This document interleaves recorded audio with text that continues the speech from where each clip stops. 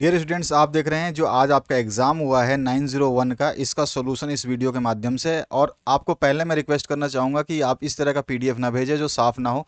ये पीडीएफ आप देख रहे हैं थोड़ा सा धुंधला है, तो पीडीएफ को आराम से शांति से रोशनी के अंदर खींचे फ़ोटो, फिर उसके बाद में पीडीएफ बना के भेजेंगे तो हमारे लिए भी आसान होगा आंसर बताने में और आंसर को बनाने में भी। तो ये ध्यान रखें कि नेक्स्ट टाइम जब आप पीडीएफ हमारे व्हाट्सएप नंबर पे आप भेजते हैं तो पीडीएफ बिल्कुल साफ भेजें। साफ मतलब आराम से रोशनी में, जो बाहर की धूप होती है वहाँ उसके रोशनी में आप खींच सकते हैं, दरवाजे के पास या खिड़की के पास, कोई भी परछाई ना आए, कोई भी। आप ध्यान रखें कि पेपर जो है आपका बिल्कुल साफ हो। जैसे अब ये पेज है थोड़ा सा आपको साफ दिखाई दे रहा है, तो इस तरह का पेपर आपका होना चाहिए।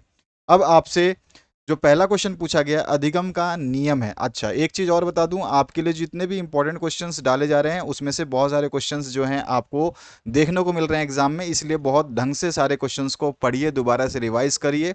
और आपको बता दूं, आपके 901 से लेकर के 905 तक जितने भी पेपर्स होते हैं, ठीक है ना, 901 से 905 तक, जिसमें 902, 903 और 904 भी शामिल है आपका, ठीक है, 903 भी है। तो ये सारे पेपर्स के जो सब्जेक्ट हैं इनमें कॉमन क्वेश्चंस बहुत सारे बनते हैं। तो एक बात याद रखना कि आपको जो नोट्स दिए जा रहे हैं उन नोट्स को, या जो इंपॉर्टेंट क्वेश्चंस दिए जा रहे हैं उन इंपॉर्टेंट क्वेश्चंस को बड़े तरीके से सभी के सभी को अच्छे तरीके से याद करो। ये नहीं कि 901 का एग्जाम हो गया तो 902 में उसमें से कुछ क्वेश्चन नहीं आएंगे, ऐसा नहीं है। आपके क्वेश्चन आएंगे, याद रखना, क्योंकि कुछ कुछ टॉपिक्स जो है सभी में कॉमन है। ठीक है, तो ये चीज आपको ध्यान रखनी है कि क्वेश्चंस जो है घुमाए फिराए के आपके पास वापस आएंगे। पहला है अधिगम का नियम है। अधिगम का जो नियम है वो तत्परता का नियम भी है, अभ्यास का नियम भी है, प्रभाव का नियम भी है, इसलिए आपका उपरोक्त सभी डी ऑप्शन जो है इसका करेक्ट हो जाएगा। सही तरीके से आपको ध्यान देना है, ठीक है। तो ये नियम जो है आप अच्छी तरह से जानते हैं किसका नियम है। और इसके बाद जो दूसरा पूछा गया है, इसमें पूछा गया है सम प्रत्यय निर्माण की प्रक्रिया में सम्मिलित है। तो इसमें सबसे इंपॉर्टेंट चीज होती है निरीक्षण, ऑब्जर्वेशन। तो यहाँ पे अ ऑप्शन जो है ये करेक्ट हो जाएगा। इसके बाद में पियाजे के अनुसार जो है संज्ञात्मक विकास की अवस्थाएं बतानी है आपको। आपने अच्छी तरह से पढ़ा है कि संज्ञात्मक विकास की जो आवश्यकताएं हैं वो पियाजे के अनुसार कितनी है, तो वो टोटल मिला के 4 हैं, आपको अच्छी तरह से पता है। तो यहाँ पे आंसर कौन सा सही होना है आपका, तो यहाँ पे आंसर हो जाएगा हमारा बी। ठीक है, तो पियाजे के अनुसार जो है हमारा बी ऑप्शन जो है करेक्ट हो जाएगा। और चारों के नाम भी आपको पता है, एक तो होती है इंद्रिय जनित गामक अवस्था, दूसरी होती है पूर्व संक्रियात्मक अवस्था, तीसरी होती है मूर्त संक्रियात्मक अवस्था और चौथी होती है अमूर्त संक्रियात्मक अवस्था। तो ये ध्यान रखना है थोड़ा सा, क्योंकि ये क्वेश्चन दोबारा भी रिपीट होंगे। पियाजे के संज्ञात्मक जो विकास की अवस्थाएं हैं उनके बारे में दोबारा पूछे जाएंगे। सामाजिक अधिगम सिद्धांत के शोधकर्ता जो है वो है अल्बर्ट बंडूरा। तो यहाँ पर जो है ए ऑप्शन आपका करेक्ट हो जाएगा, ठीक है। इसके बाद में नेक्स्ट जो क्वेश्चन है, बालकों के खेल को प्रभावित करने वाला कारक क्या है। तो उसका शारीरिक, मेंटल हेल्थ भी, फिजिकल हेल्थ भी, बुद्धि उस, ठीक है, और उसका वातावरण भी, ठीक है ना। तो यहाँ पर कौन सा सही आएगा, तो आपका खेल को जो प्रभावित करता है वो आपका शारीरिक स्वास्थ्य, ठीक है, ये सबसे ज़्यादा जो है आपका प्रभावित करता है, ठीक है ना। तो यहाँ पे ए ऑप्शन जो है ये आएगा, ठीक है। बुद्धि नहीं आएगी, खेल को प्रभावित बुद्धि नहीं करती है, और वातावरण से भी खेल का कोई लेना देना नहीं है। जिस वातावरण में है उस वातावरण में वो खेल लेगा। तो शारीरिक स्वास्थ्य हो या आपका मानसिक स्वास्थ्य हो, ये प्रभावित करते हैं। तो ए ऑप्शन जो है इसमें करेक्ट हो जाएगा। अगला जो क्वेश्चन है उसकी बात करते हैं। रिक्त स्थानों की पूर्ति करना है, तो खाली स्थान स्मृति का एक घटक है। तो सीखना यानी कि अधिगम जो है स्मृति का एक घटक है। स्मृति के बहुत सारे घटक है, मैंने आपको बताए थे। खाली स्थान के अनुसार प्रत्यय एक विचार है जो वस्तुओं, घटनाओं, गुणों आदि का उल्लेख करता है। तो ये वुडवर्थ ने बोला है, ठीक है। इसके बाद में आपका नेक्स्ट है खाली स्थान मानव मस्तिष्क का एक भाग है। देखिए आपका क्वेश्चन जो है इसका लेवल बहुत ही ईजी रहा, ठीक है, इजी क्वेश्चन आए हैं, आपका इजी पेपर था ये वाला। और इससे अच्छा पेपर इजी नहीं बनेगा। नेक्स्ट पेपर जो है हार्ड हो सकता है, या फिर इसी टाइप के पेपर्स आपको देखने को मिल सकते हैं। केवल पहला पेपर ही डिसाइड कर देता है कि आपका पेपर कैसा बनेगा। तो जो ये इजी पैटर्न है, अगर इस तरह का पैटर्न अगर फॉलो होता है तो ये रूल कहता है कि ऐसा ही पैटर्न फॉलो होना, इसी प्रकार का पैटर्न जो है, इसी तरह के क्वेश्चंस इजी आने चाहिए। और दूसरा जो रूल कहता है कि पहला पेपर हार्ड देने के बाद में लास्ट के बाकी पेपर्स जो है, बाकी सारे पेपर्स जो हैं वो थोड़े से जो है क्या कहते हैं टफ कर दिए जाते हैं, ठीक है, टफ कर दिए जाते हैं। तो टफ कर दिया तो फिर आपके लिए दिक्कत हो जाएगा। तो अभी आप प्रभु से दुआ करें और अच्छी तरीके से पढ़ें कि आपके बाकी पेपर भी इसी इजी पेपर के हिसाब से ही बने। तो यहाँ पे खालिस्तान मानव मस्तिष्क का एक भाग है। तो आपके मानव मस्तिष्क के 3 भाग होते हैं, मैंने आपको आईएमपी में दिया था, अग्र मस्तिष्क, मध्य मस्तिष्क और पश्चिम मस्तिष्क। तो उसमें से कोई भी आप इसमें ऑप्शन भर सकते थे, ऐसा फिक्स नहीं है कि खालिस्तान में आपसे पूछा है कि सभी का आंसर एक होना चाहिए। आप लिख सकते हैं अग्र मस्तिष्क मानव मस्तिष्क का एक भाग है, या फिर आप लिख सकते हैं मध्य मस्तिष्क मानव मस्तिष्क का एक भाग है, या फिर आप लिख सकते हैं पश्चिम मस्तिष्क वो भी मानव मस्तिष्क का भाग है। तो आप तीनों में से कोई भी एक जो है ऑप्शन इसमें से आपको लिख देना था, ठीक है। ये हो गया आपका आंसर।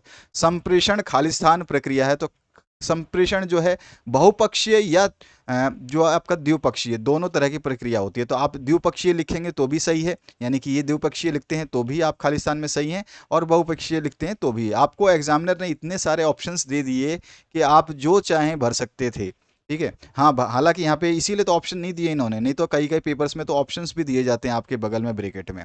और यहाँ पे खालिस्तान शारीरिक खेल, अब शारीरिक खेल कितने हैं आप जानते हो, दौड़ना, भागना, कूदना, डांस करना, नृत्य करना, सारे क्या है, शारीरिक खेल है। तो आप यहाँ पे अगर दौड़ना भी लिख देते हो तो भी आपका ये सही हो जाएगा, कूदना भी लिख देते हो तो सही हो जाएगा। तो सारे के सारे ये शारीरिक खेल हैं।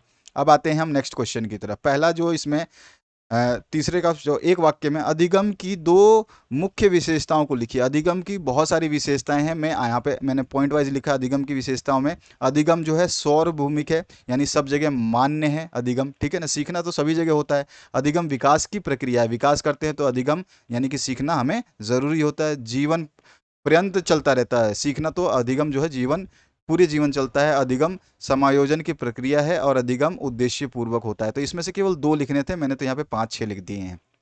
चिंतन से आप क्या समझते हैं, तो चिंतन जो है इसका मैंने शॉर्ट सा डेफिनेशन दिया। आप भी डेफिनेशन जो भी आपने यूज़ किया होगा, अगर सही लिखा है तो सब सही है।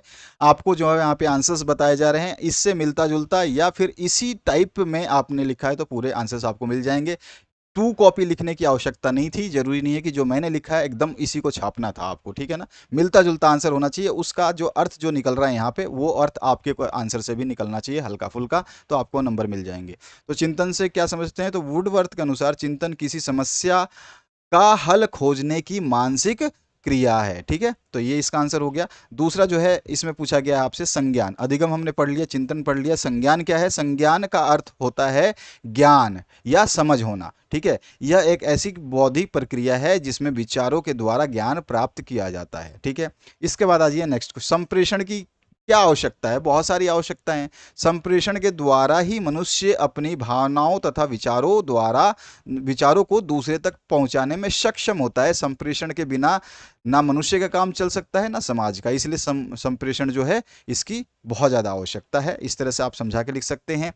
इसके बाद आपका नेक्स्ट है खेल की परिभाषा लिखिए। तो क्रो एंड क्रो के अनुसार मैंने लिख दिया, आप जनरल जो है परिभाषा लिख सकते थे, लेकिन परिभाषा आपकी सही होनी थी, ध्यान रखना।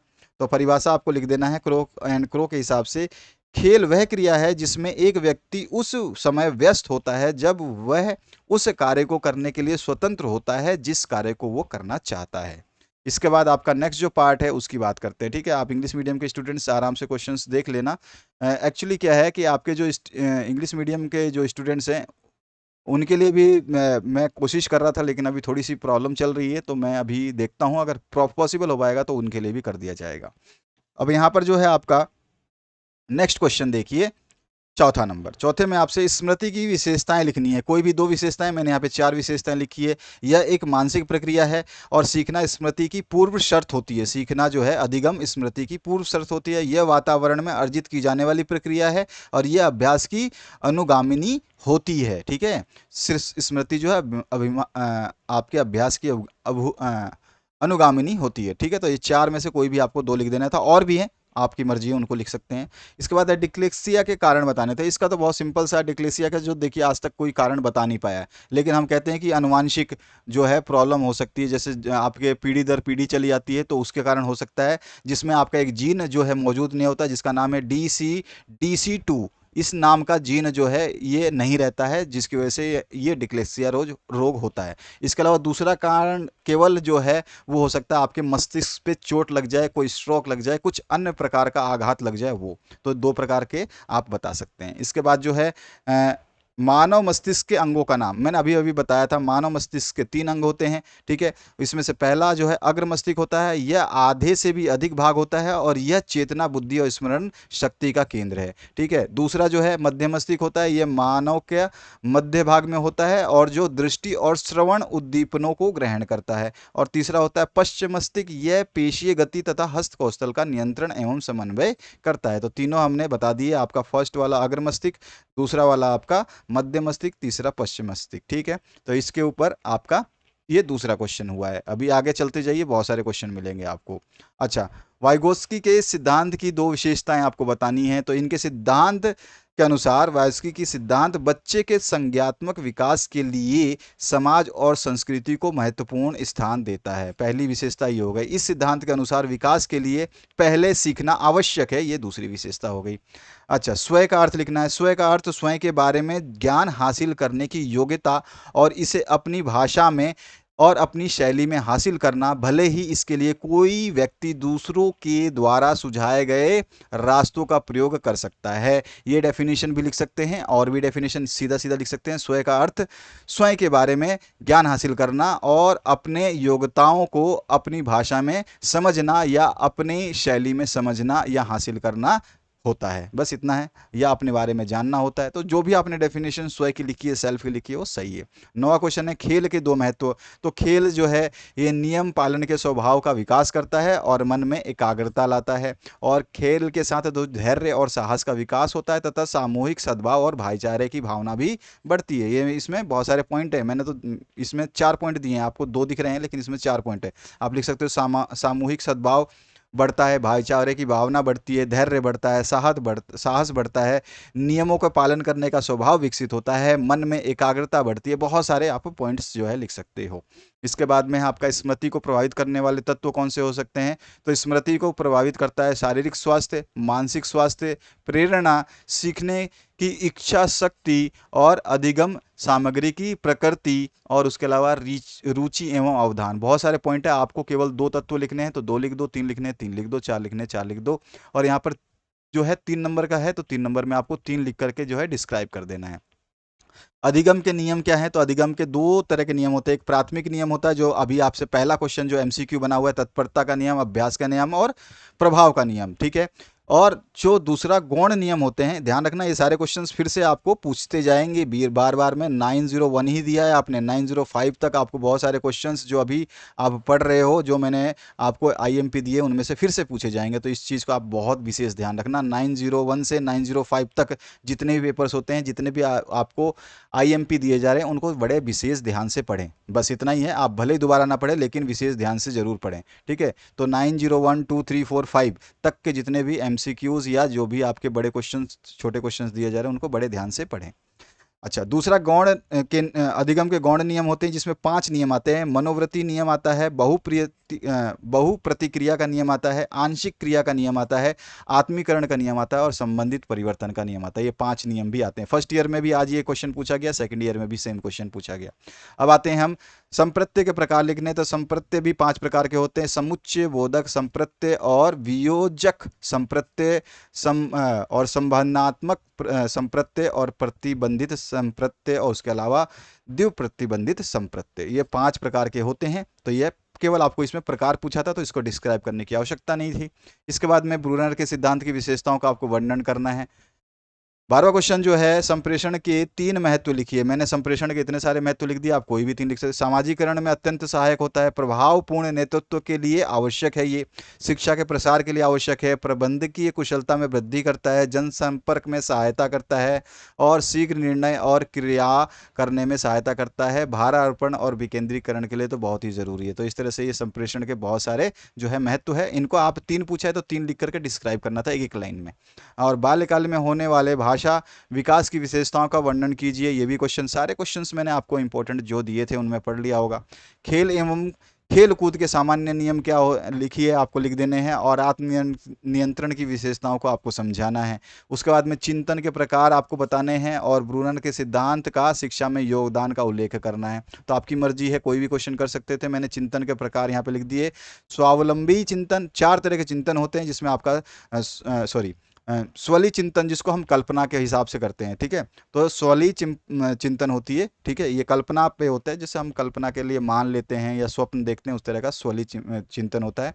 और उसके बाद में दूसरा होता है यथार्थवादी चिंतन। यथार्थवादी चिंतन के 3 चिंतन होते हैं, इस मतलब इसमें भी 3 पार्ट हैं। पहला पार्ट है अभिसारी चिंतन, दूसरा जो पार्ट है ये है आपका सृजनात्मक चिंतन, और जो तीसरा पार्ट आप देख रहे हैं ये है आपका आलोचनात्मक चिंतन। उसके बाद में तीसरा जो है, अभी तो 2 मेन थे, ये तो इसके सब पार्ट थे। तीसरा जो होता है मूर्त और एवं अमूर्त चिंतन, और चौथा जो होता है वो होता है अपसारी चिंतन, ठीक है। तो ये आपके मेन 4 तरह के चिंतन होते हैं, जिसमें 2 नंबर जो चिंतन है उसके 3 पार्ट और हैं, इनको लिख देना है आपको। इसके बाद में आपका पियाजे के संज्ञात्मक विकास की विशेषताएं का वर्णन करना है, मैंने आपको बता दिया है, इसके 4 होते हैं। उसके बाद में अधिगम कठिनाई कौन सी होती है समझानी है आपको, यानी समझने में कौन सी कठिनाइयाँ होती हैं ये आपको बतानी है। और वाइगोत्स्की के सिद्धांत की शैक्षिक महत्व जो है आपको बताना है। और समावेशन पर संक्षिप्त टिप्पणी, ये तो आप आसानी से लिख दोगे। उसके बाद में भाषा विकास के सिद्धांत का आपको वर्णन करना था। कक्ष में कहानी कथन के उपयोग को समझाइए। सारे क्वेश्चंस मैंने आपको आईएमपी दिए थे। और बचपन में अवधारणाओं के विकास को प्रभावित करने वाले कारकों का जो है आपको वर्णन करना है। उसके अलावा जो है आपको चिंतन एवं अधिगम के मध्य जो है संबंध को बताना है, चिंतन और अधिगम, ठीक है, इसके मध्य संबंध आपको बताना है। जीन पियाजे के अनुसार संज्ञात्मक विकास की अवस्थाओं का वर्णन कीजिए। तो जीन पियाजे के संज्ञात्मक अवस्थाएं मैंने बताई हैं, 4 हैं, तो उनको आप कर लोगे। इसके बाद में सूचना प्रक्रम के चरण जो है आपको लिखने हैं।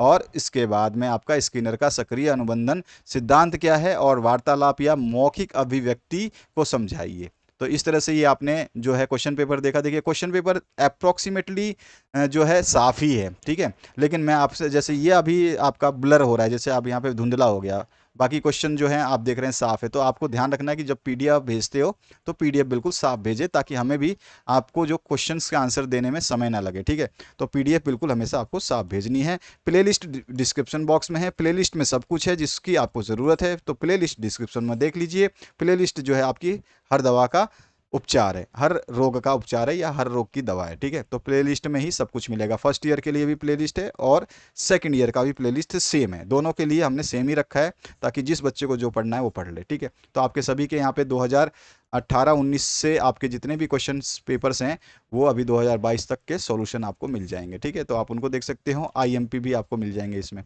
ठीक है, जितने भी आईएमपीज है। तो आशा करता हूँ इस वीडियो को आप जरूर शेयर करेंगे। Thank you very much, have a good day.